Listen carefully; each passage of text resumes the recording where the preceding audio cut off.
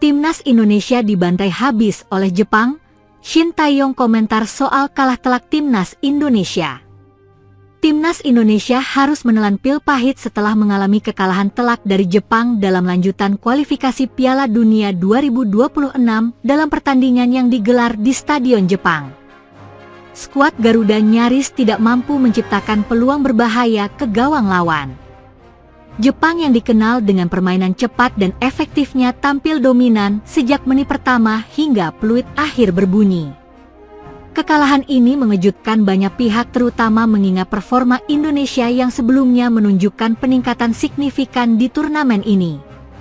Namun menghadapi tim sekelas Jepang yang memiliki pengalaman bertanding di level Piala Dunia serta diperkuat oleh para pemain yang merumput di liga-liga top Eropa bukanlah tugas yang mudah. Tekanan tinggi dari lini depan Jepang membuat Indonesia kesulitan dalam membangun serangan, sementara lini pertahanan mereka juga harus bekerja ekstra keras untuk menahan gelombang serangan lawan. Mantan pelatih Timnas Indonesia, Shin Tae-yong yang kini berada di luar kepengurusan tim turut memberikan komentarnya terkait hasil pertandingan ini. Menurutnya meskipun anak asuh Patrick Kluivert harus menelan kekalahan telak, tapi ini bukanlah sesuatu yang harus membuat skuad Garuda berkecil hati. Pemain Timnas Indonesia sudah menunjukkan perkembangan yang baik, tetapi Jepang memang memiliki keunggulan yang lebih jelas baik dalam aspek individu maupun kolektivitas. Meski demikian jangan patah semangat, bahkan Jerman yang memiliki sejarah panjang di Piala Dunia pernah kalah dari Jepang suatu saat. Indonesia pasti bisa mengimbangi mereka, saya percaya itu, ujar Shin Tae-yong dalam sebuah wawancara.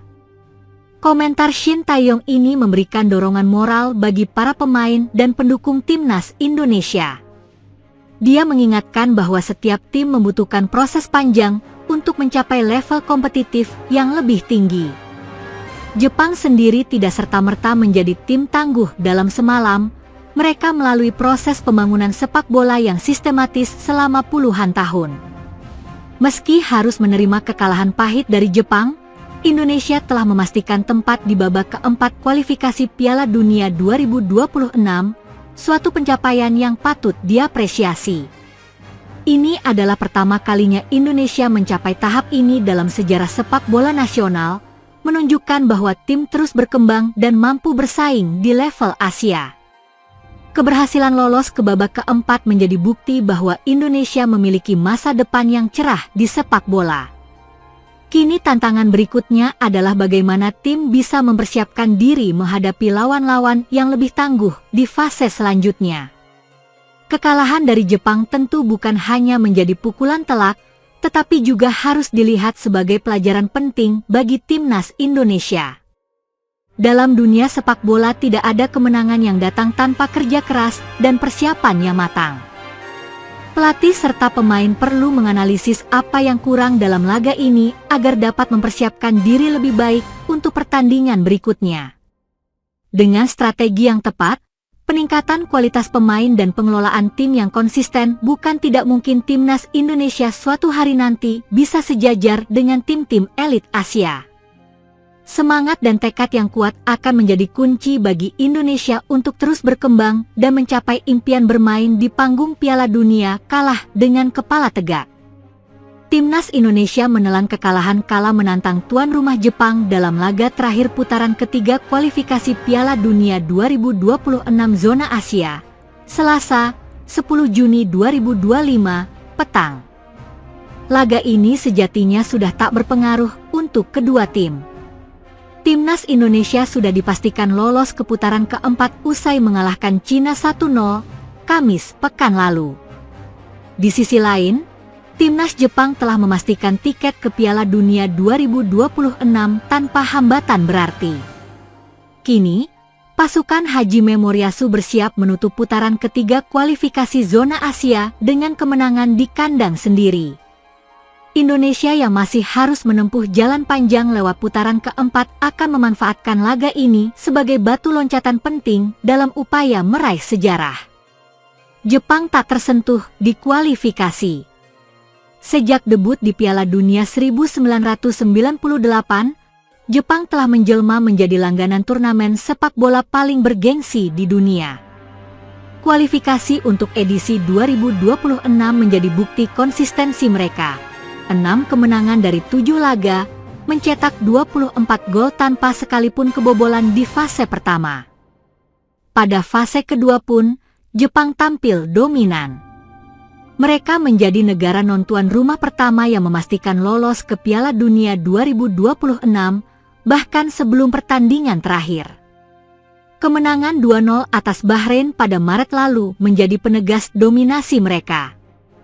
Pelatih Hajime Moriyasu kini mulai bereksperimen, memberikan kesempatan kepada wajah-wajah baru. Dalam laga terakhir melawan Australia, Jepang kalah 0-1, namun dengan skuad yang banyak mengalami rotasi.